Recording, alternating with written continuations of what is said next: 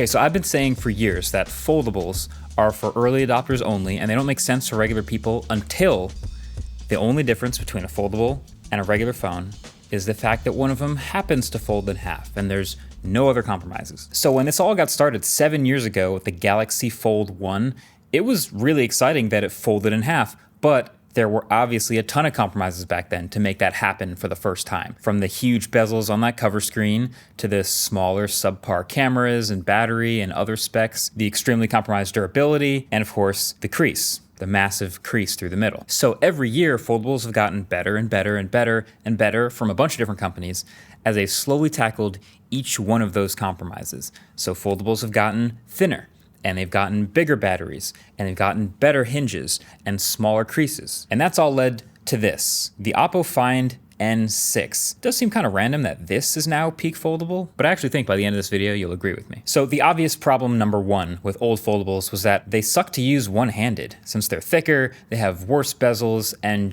they're generally compromised versus a normal slab phone. But we've seen this string of thinner foldable phones, especially in the past few years, and now you look at the Oppo Find N6, from the front, you'd hardly know it's just a normal slab phone. Now you do have the telltale asymmetrical metal, so rounded corners on one side, square corners on the hinge side. That's how you'd be able to know. But other than that, it just looks like a normal 6.6-inch phone. Oppo's been absolutely cooking with the materials and the build, so when you pick it up and use it, it genuinely feels like a regular slab phone because it's the same size as one now. This phone is just under 9 millimeters thin and weighs around 230 grams. For context, the iPhone 17 Pro Max is also just under 9 millimeters thin and around 230 grams. So this is effectively a no compromises normal phone, at least dimensions wise, before you even open the thing. So many of the previous foldables, I remember using them, and there's like, you can use the outside screen, but you didn't really want to. You'd rather just open it up and get to the better screen, but this you could just use like normal. It's perfectly fine to take pictures with, to watch videos on, to text on, because the keyboard isn't too small. It's a normal aspect ratio. It's great. And it also has all the flagship specs, by the way. 3600 nits peak brightness, 1800 nits full screen, so it's very viewable everywhere, outdoors, super responsive, 1 to 120 hertz LTPO, high frequency PWM dimming, the whole thing. Now, folding in half also always has presented a bunch of challenges with just the physics of fitting stuff in a smaller, thinner form factor that has to split. So for years, these folding phones never really had flagship cameras because there wasn't enough room. And also the batteries would always be smaller because they had to split it in half around a hinge, which is tough because they're trying to power a bigger display. But it's 2026, so now, of course, the tech has evolved to the point where we have silicon carbon batteries. And this ultra-thin phone, split in half, still has a total of a 6,000 milliamp hour battery, which is more than a lot of slab phones already, plus 80-watt charging and 50-watt wireless charging. And then as far as cameras, so the physical sensor size can never quite be the same as a slab phone because, again, it's split in half, so there's just not as much room in the z-axis dimension. But there has been development of some big sensors with shallow z-axis thickness specifically to fit in thinner phones. So this phone has the same ISOCELL HP5 sensor that's in the S25 Edge. 200 megapixels, 1/1.56 inches, optically stabilized. So there is that, plus a 50 megapixel ultra wide and a 50 megapixel 3x telephoto. And then, I don't know if you remember, but folding phones used to have significantly lesser chips too, less room inside, less room for cooling. This phone has a Snapdragon 8 Elite Gen 5 inside, but a binned version with one less core. So for all intents and purposes, I think we can say it's a flagship chip and maximizing what you can do in that thin of a space. Plus, there's a new dedicated S1 chip for better network performance. So now, despite being ultra thin and chopped in half, this thing has flagship displays, flagship chips, flagship specs, high-end cameras. It's also IP59 water and dust resistance rated, which used to be nuts for foldables, but now you can just spill water on this thing and it'll be fine. But the piece de resistance for this N6 is without question this center display. For years, for folding phones, we've gotten used to them, having an amazing folding screen, but also having a small crease in the middle. And the crease, it's just one of those things where on most phones, most of the time, it doesn't bother you. Trust me, as someone who's used these phones, I've said it before, it's like bezels. Most of the time, you're just looking at the content or reading or typing, so you're not really seeing it. But every once in a while, it catches the light the right way, or you run your finger over it, and it just hits, you're reminded of it, and so you can still notice it sometimes. But not with this phone. So the N6 has this new thing they developed called the no-feel crease. and I'd seen the marketing, I'd watched some videos about it, but they were mostly sponsored, so I was a bit skeptical.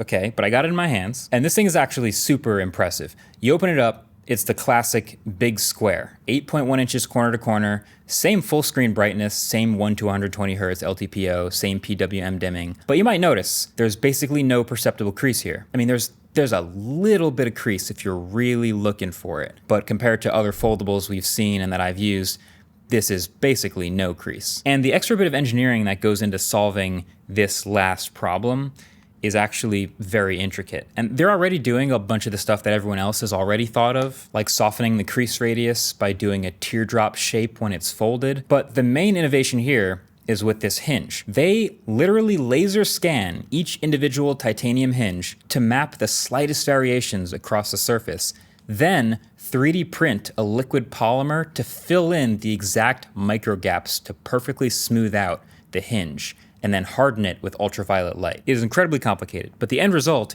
is they minimize the surface level variations across the hinge from 0.2 millimeters down to 0.05 millimeters, which is apparently less than half a human hair thickness. So that, combined with the slightly thicker layer of top glass that they're using, really makes a big visual difference and feel difference.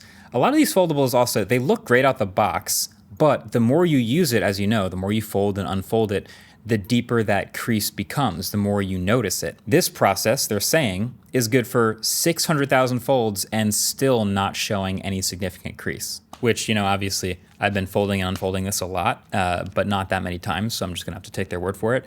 But yeah, now that's the last few percent of like quality of life when you're using a foldable, never really noticing or perceiving the crease at all. And the cherry on top is, unlike Samsung's Fold, it actually has pen support. So there's this little half case you can snap on the back of this phone that holds the pen near the coil, so it wireless charges from the phone's battery. And then, yeah, it works on both the front cover screen and the interior display with more than 4,000 levels of pressure sensitivity and minimal lag. So if you're the artist type or the handwritten note type, this display has a digitizer layer to keep that dream alive. And yes, it charges because it does have Bluetooth, so it can still be used as a remote camera shutter.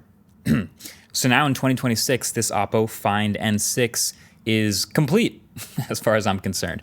We've gone through one by one each of the potential compromises of a folding phone and engineered them away. So aside from the price tag, of course, this is effectively a regular phone that just happens to fold in half. And so, yeah, peak foldable. We've arrived, I guess.